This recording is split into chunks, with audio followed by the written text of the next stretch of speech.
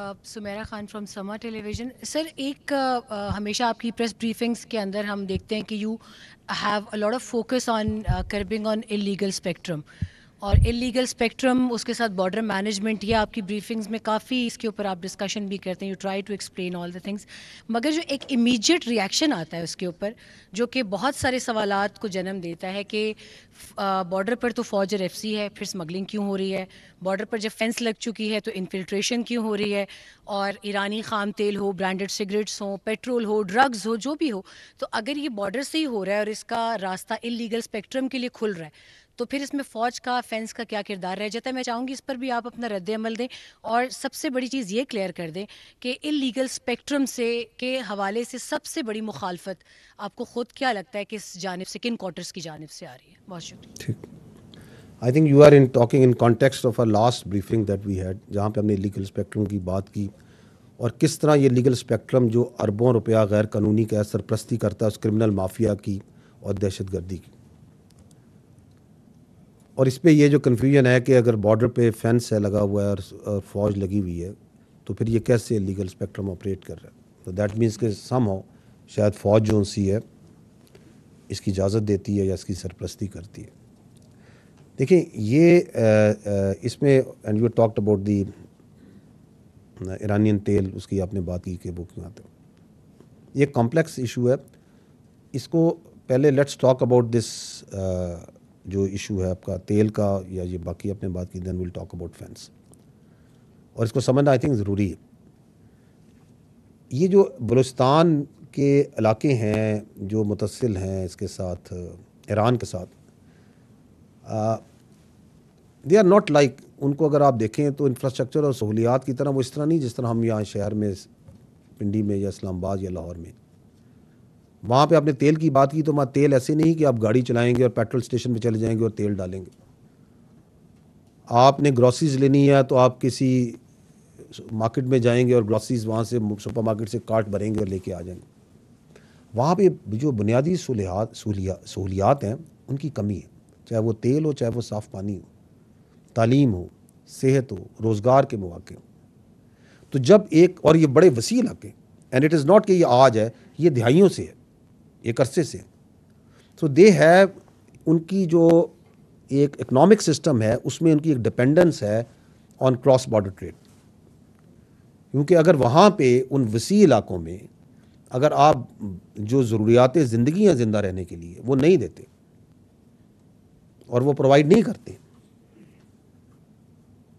और आप फ़ौज को कहें कि आप इधर आ जाएं और ये बॉर्डर सील कर दें और बिल्कुल बंद कर दें और कोई चीज़ नहीं आने दें, तो फिर तो ये माफिया मज़ीद खुश होगा, कहेगा अच्छा जी ये मुकामी लोग और फ़ौज हमने आमने सामने खड़े कर दी। तो ज़रूरत इस अमर की है और उस पर काम भी हो रहा है कि बददरीज वहाँ पे जो ऑल्टरनेटिव जो रोज़गार है और ये सहूलियातें फराहम की जाए। तो आपने देखा होगा, मैंने अपनी ब्रीफिंग में ही बात की कि चमन में जब ये वन डॉक्यूमेंट रजीम का इनकाद हुआ तो हुकूमत ने और फ़ौज के ताउन के साथ हुकूमत ने और फ़ौज ने मिलकर वहाँ पे एक वो मार्केट, ऑल्टरनेटिव मार्केट, मैंने बॉर्डर मार्केट की बात की कि 94 एकड़ बन रही है, यहाँ शॉप्स क्रिएट की जा रही हैं और फैसिलिटीज़ प्रोवाइड की जा रही हैं। अभी आपने देखा है कि ज़रमलान में जितना वहाँ 1000 एकड़ जो सी ज़मीन है उसे ज़ेर काश्त लाया जा रहा है। ये जो आपके मुतसिल इलाके हैं उन बहुत उधर कैपेसिटी है इन बॉर्डर एरियाज़ में एग्रीकल्चर की, जो आप, और उनके ऊपर भी बहुत से प्रोजेक्ट्स उनसे बलूचिस्तान की गवर्नमेंट के साथ मिलकर कंसीव किए जा रहे हैं, उन पर काम भी शुरू हो गए। तो we have to, the state has to provide first वहाँ पे बेसिक इंफ्रास्ट्रक्चर एंड ऑल्टरनेटिव जो आपकी एम्प्लॉयमेंट है, जो रोज़गार है मुतबादिल, और आप वो ना दें और कहें कि जी सब कुछ बंद कर दो, तो does it make any logic? और फिर जो ये भी आपको पता होना चाहिए कि जो वहाँ से चीज़ें आती हैं, मसलन ये तेल आता है, तो इसके जो परमिट है ये फ़ौज तो नहीं जारी करती, ये आर्मी या एफसी तो नहीं जारी करती।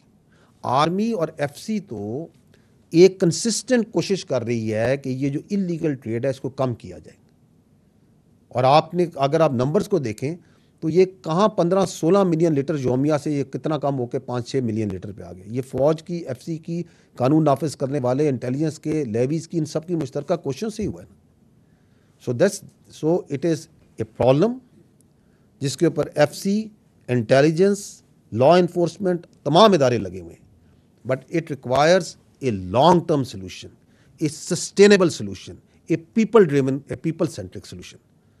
Now let's come to this idea of fence, क्योंकि एक बड़ी सिंपलिस्टिक थॉट है कि चूंकि ये फेंस लग गई है पाकिस्तान और अफगानिस्तान के दरमियान, इसलिए अब तो एक चीज़ यहाँ से वहाँ नहीं आ सकती, और अगर आ रही है तो इसमें यकीनन कोई फ़ौज की या सिविल आर्म फोर्सेस की कोई ना कोई कनाइमेंस या उनका हिस्सा शामिल होगा. यही आप, I think this is what you are trying to say, this is the option.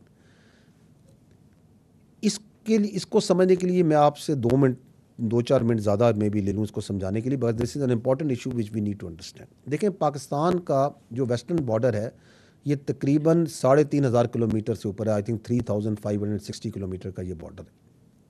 इसमें जो अफगानिस्तान का हिस्सा है वो 2600 आई थिंक कुछ किलोमीटर है, और जो ईरान के साथ हमारा है वो आई थिंक 950 किलोमीटर के करीब है.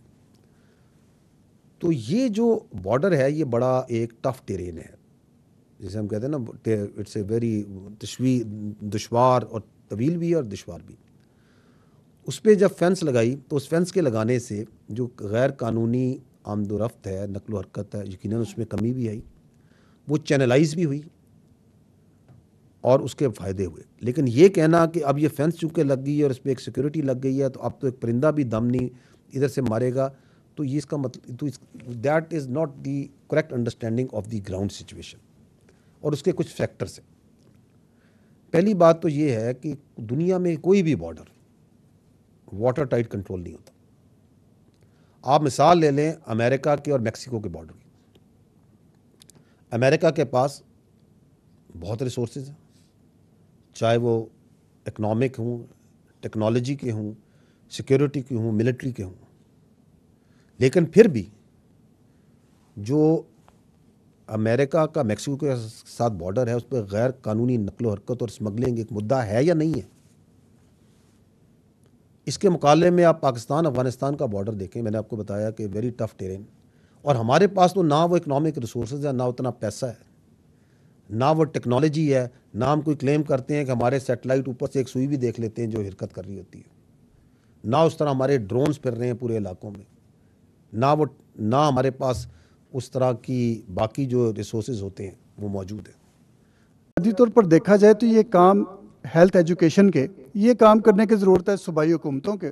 और जो SIFC के तहत आप इकनॉमिक एक्टिविटीज़ कर रहे हैं और ग्रीन पाकिस्तान इनिशिएटिव के तहत ज़राअत में काम कर रहे हैं, वो काम है वफाक का.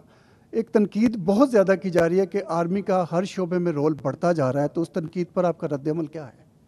तो छोड़ दें. देखें लाइक भाई, बात ये है कि जो पाकिस्तान की फ़ौज है ये कौमी फ़ौज है. आप ये पहले सवाल करें कि ये इस फ़ौज के जो अफसर हैं, जो इसके जवानान हैं, जो इसके गाजी हैं, वेटरन्स हैं, इसके शहदा के उनकी जो औलादें हैं वो कहाँ से आती? वो इस मुल्क के तूल अर्ज़ से आती.